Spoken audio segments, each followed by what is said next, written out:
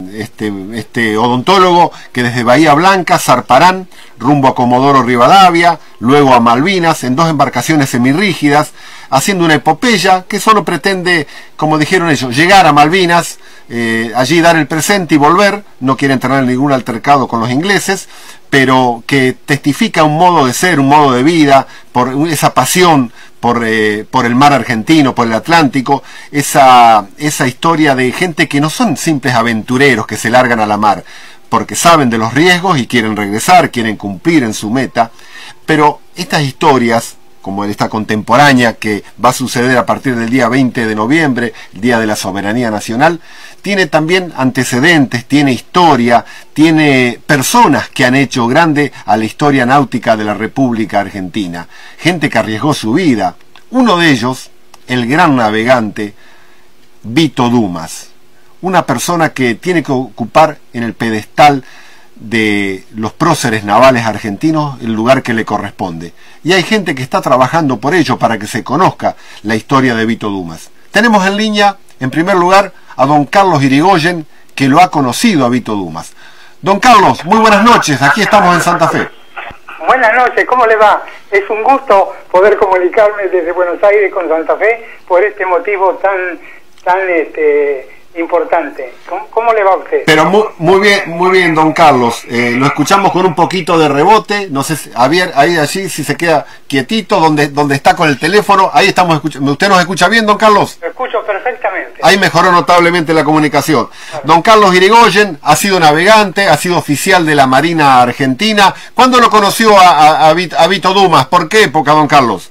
Yo lo conocí a Vito en el año 1947. En ocasión de que Vito Dumas estaba con las arcas vacías y no tenía un peso. Entonces los amigos hicieron una gestión ante el gobierno nacional, y el gobierno nacional decidió con voto del Congreso, ¿sí?, comprarle el barco, el Lex segundo, con el cual hizo él la circunnavegación alrededor del mundo, y ese barco fue destinado para entrenamiento de los cadetes navales.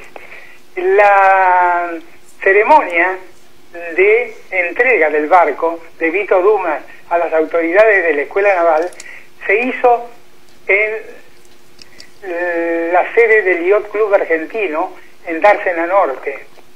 Yo en ese momento estaba en la Escuela Naval, en segundo año de la Escuela Naval, y mandaron una delegación de cadetes para que estuvieran presentes e hicieran marco a la ceremonia de entrega del barco.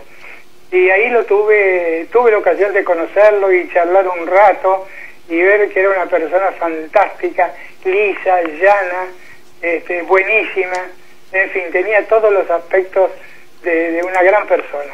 Bien, don Carlos, antes que me olvide, usted tiene el orgullo, a ver, confírmemelo, y esta nota que estamos haciendo se produce gracias al contacto inestimable de un gran amigo navegante como es el doctor Matías Serrao, a quien quiero agradecerle los contactos que nos ha brindado.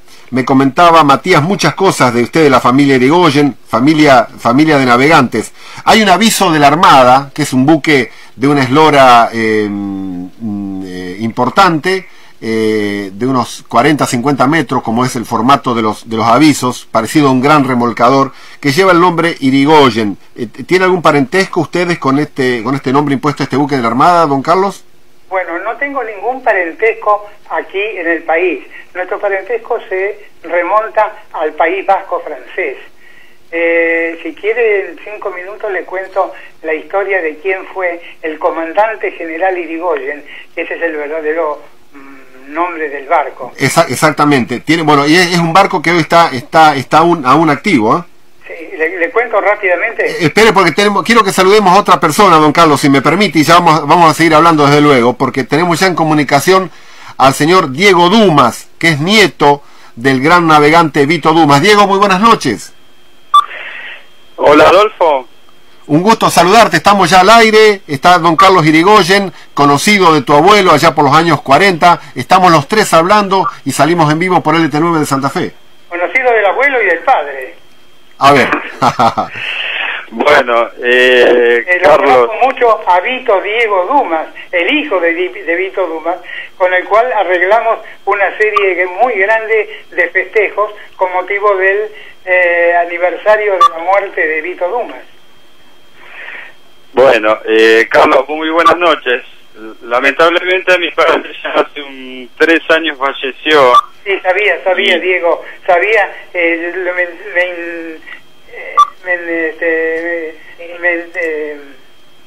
tuve la noticia por intermedio de amigos comunes y no tuve tiempo de ir a las exequias, pero yo lo quería mucho a Vito Diego. Con él trabajamos bastante y con él y 2 hijas de Vito Diego también. Exacto. Yo le agradezco la atención y con Adolfo tuve contacto con él hace muy poquito tiempo, algunos días, y primeramente quería expresarle mi profundo respeto y admiración por su gesta a él y a todos los argentinos que participaron en el conflicto de Malvinas.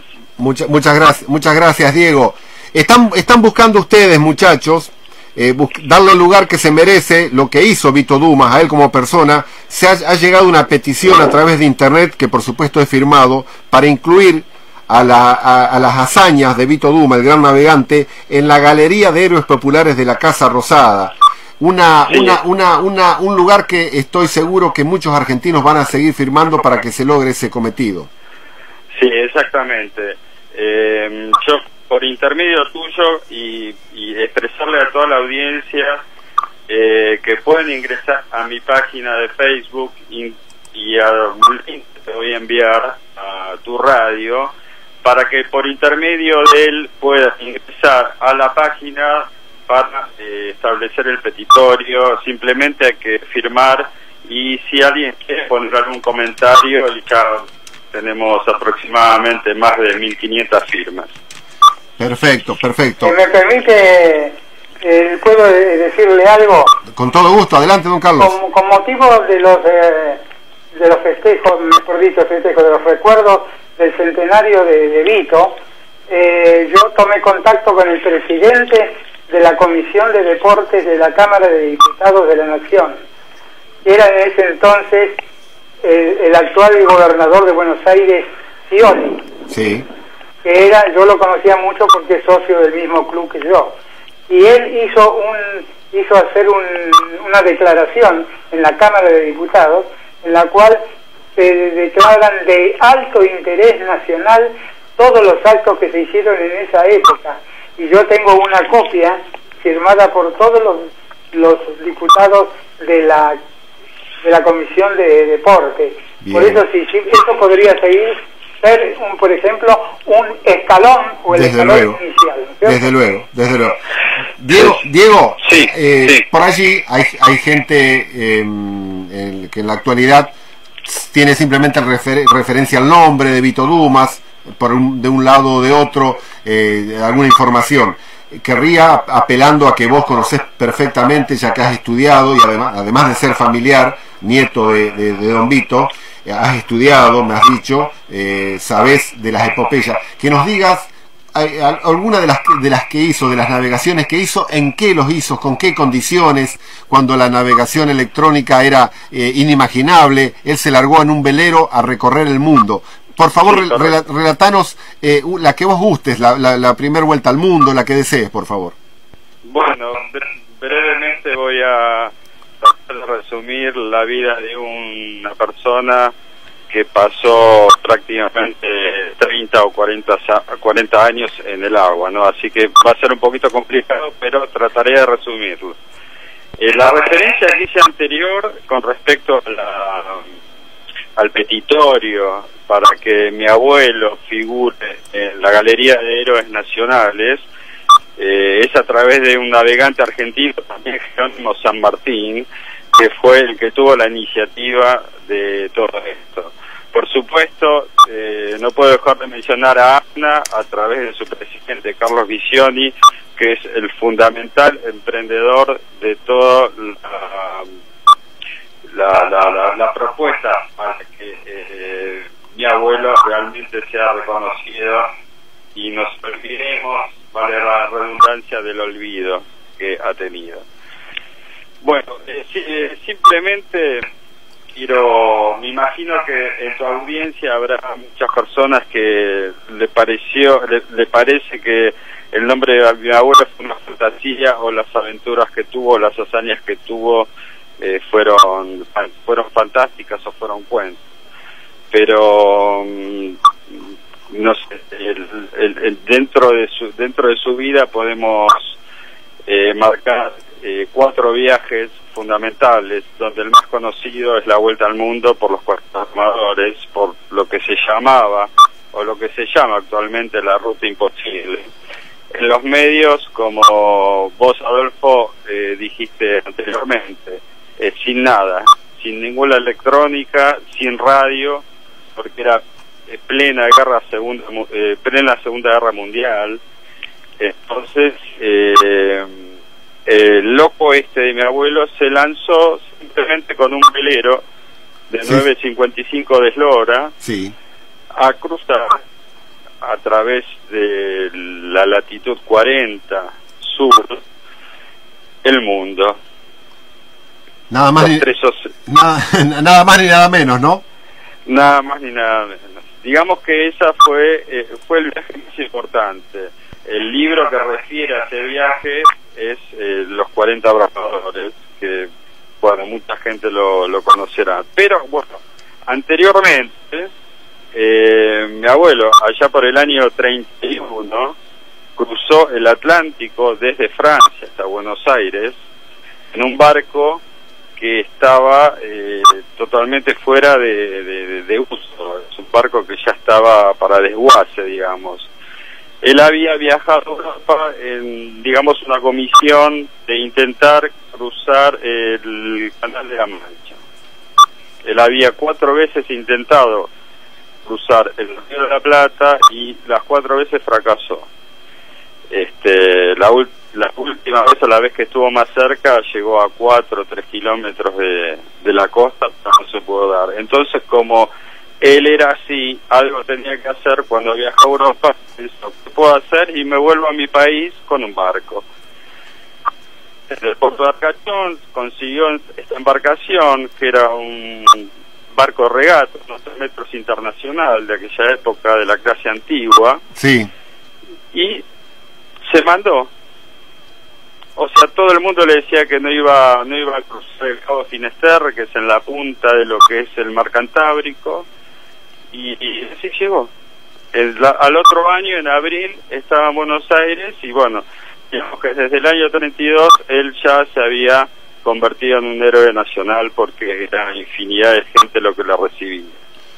Luego de este viaje viene la vuelta al mundo, después de 10 años, y luego de eso vienen 2 viajes importantes más, que bueno, no tuvieron la trascendencia de la vuelta al mundo, pero también fueron bastante importantes. Entiendo. Don Carlos, ¿está en línea, don Carlos, no? Perfectamente. Bien. Y estoy siguiendo con mucha atención todo lo que dice Vito Diego. Por una cuestión de edad, don Carlos Irigoyen,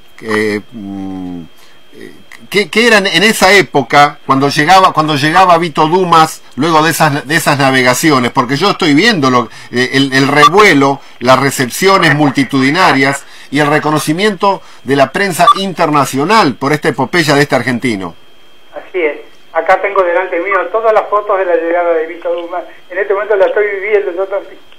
Y bueno, cuéntenos un poquito, es como yo le estoy graficando, ¿no? Perfecto.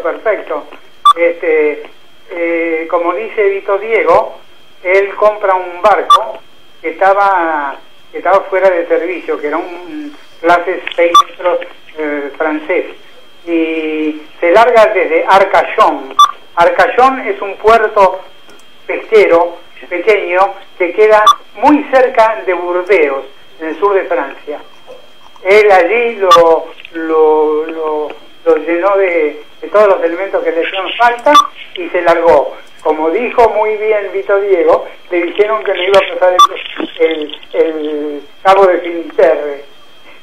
Bueno, él siguió su viaje hacia el sur, pasando frente a la costa de Santa Catarina del Sur, en Brasil. Una noche tocó tierra y quedó varado, pero en 2 o 3 días los brasileños se lo sacaron y siguió para acá y llegó a Buenos Aires. En Buenos Aires había una multitud en el puerto, en los alrededores del Dioclo argentino, para recibirlo. Fue apoteótico. Eso fue el comienzo de la gloria de Vito Dumas. Bien, Diego, esta historia, por supuesto, vos la sabés, ¿no? De estos recibimientos. Sí, sí. Y sí, por supuesto. Sí, estoy ya hace muchísimos años estudiando. Le quería aclarar a Carlos que Vito Diego era mi padre. Yo soy Diego Solo. Ah, Diego Solo. Diego Solo. Bien. Sí, él tuvo un episodio en Mostardas después de salir de Canarias, donde tuvo una varadura. Y la varadura fue en Mostardas, en cerca de Río Grande, sur de Brasil. Exactamente. Bueno, después pasaron 10 años en donde él realiza la vuelta al mundo. O sea, mientras tanto él realizaba cruceros hacia Brasil, Mar del Plata, y tuvo un episodio que es la Vuelta a Campana, famosa, en el año 37, donde con un viento pampero enfrenta a las islas de Santa Catarina, volviendo de Río de Janeiro, una ola lo hace dar la vuelta a Campana, ¿no? Y digamos que ese episodio fue el que le dio la confianza en el barco para realizar ya el viaje que tenía en mente, porque la vuelta al mundo era un viaje que lo tenía absolutamente planeado y estudiado, y contra algunas opiniones tenía, es más, hay muchos escritos donde estaba totalmente estudiado el viaje. Es realmente una epopeya, o varias epopeyas. Tengo entendido también que las navegaciones de él en estos barcos que no llegaban a 10 metros de eslora, dependiendo únicamente del viento, con una alimentación que seguramente ha sido muy pobre porque en la época no se conseguía, era muy caro. Sabemos que también que él no contaba con un caudal económico para esta historia, ¿no, don Carlos? Es así. El Lex Segundo, que fue el barco con el cual dio la vuelta al mundo, no tenía motor de propulsión, no tenía cocina, solamente un calentador Primus, no tenía heladeras, no tenía luz, solamente una lámpara querosén, todo muy primitivo, lo cual esto hace y engrandece la hazaña de Vito Dumas. Realmente, exactamente, es así, Diego, es realmente una epopeya. Puedo explayarme en el viaje posterior a la vuelta al mundo, donde realmente sufrió unas penurias terribles. El libro que relata ese viaje se llama El crucero de lo imprevisto, y es un libro muy poco leído, pero para que se den una idea, esto fue entre el año 45 y 47.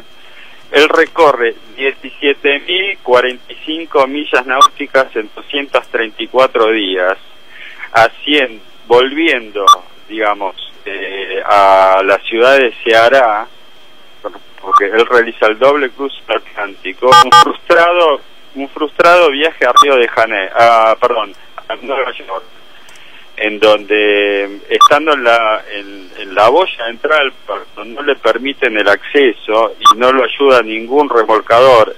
Como dijo bien Carlos, el Lex 2 no tenía motor. Sí, sí. Entonces él decide ir hacia Azores. No tenía provisiones, no tenía aguas, y como él venía de Cuba a La Habana, que es un viaje de aproximadamente entre 15 días, 2 semanas de navegación, se transforma en una odisea terrible, en donde tampoco pudo hacer escala en Azores, ni en Islas de Cabo Verde, ni en Canarias, y el barco Cerantes, un vapor español, mi abuelo, en un estado desesperante, decide ponerse en la vía de navegación de los grandes cruceros. Porque cuando lo observa el Monte Serantes, este barco que lo aprovisiona, sí, y le pide por favor que vaya inmediatamente a hacer puerto en Islas Canarias. Bueno, mi abuelo tiene una personalidad bastante especial y no hizo caso, y se cruzó de nuevo el Atlántico y apareció en la isla de Ceará con 25 kilos menos, y así llegó de nuevo a América. Ay, muchachos, don Carlos Irigoyen, don estimado Diego Dumas, nieto del gran navegante Vito Dumas, realmente nuestra misión, humilde, sencilla, pero desde lo más profundo de nuestro espíritu malvinero, es reconocer a estos hombres, a estos prohombres. Hay un lema que estoy leyendo aquí sobre Vito Dumas. Antes de partir justificó su viaje con esta frase: voy en esta época materialista a realizar una empresa romántica para ejemplo de la juventud. Exacto. Se lo dedicó a la juventud, exactamente. Exactamente, eso está escrito en los 40 Bravadores, y realmente es mi intención como nieto que estas nuevas generaciones argentinas que nosotros tenemos puedan dejar ese olvido y todas las cosas que se hablaron de mi abuelo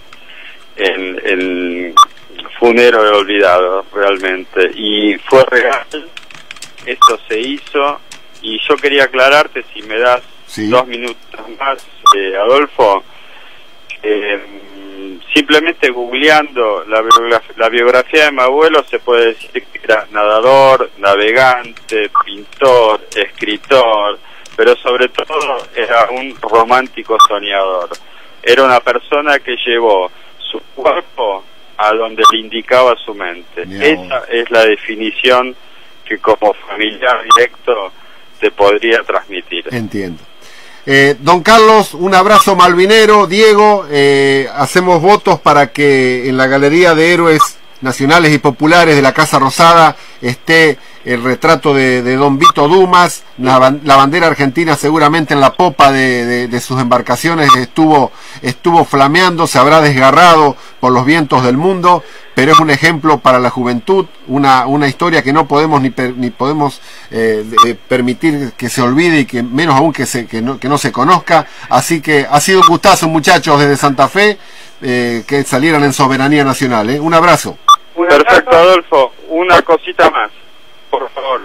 Si tenés 2 segundos, me gustaría acercarte a tu radio en un próximo viaje que hagas a Santa Fe y entregarte un libro fotografiado perteneciente a mi abuelo, de los 40 Bravadores, firmados para que puedas sortear. Como veo que sorteas libros. Exactamente.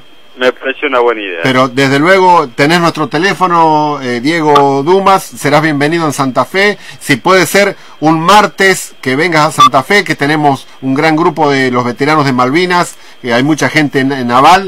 Va a ser un gusto recibirte un día martes, el día que puedas, desde luego, pero si es un martes por la noche, que es el día donde nos reunimos los veteranos de Malvinas, va a ser un gusto recibirte, y podemos organizar también una pequeña charlita, algo así.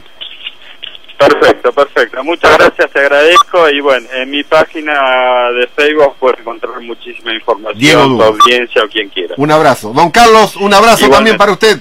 Un abrazo, te agradezco mucho esta oportunidad que me diste. Por favor. Para llevar el prestigio de Vito Dumas. Y si venís a Buenos Aires, me gustaría estar con vos en el lugar donde el Lex fue pasado de Vito Dumas al Yacht Club, y ver una serie de fotografías. Con todo gusto. También muy interesante. Sí, señor. Y le avisamos a la gente que en el Museo Naval de la Nación, en Tigre, está uno de los LEG, está allí para que la gente vaya a disfrutarlo y conocer esta historia, y lo toque, lo pueda ver a este velerito. Magnífico. Un abrazo, don Carlos Irigoyen. Un abrazo. Saludos al querido amigo común del doctor Matías Serrao, que nos dio una mano enorme para armar esta nota. Pero ha sido un placer. Hasta pronto. Un gran abrazo a Matías. Hasta pronto, hasta pronto.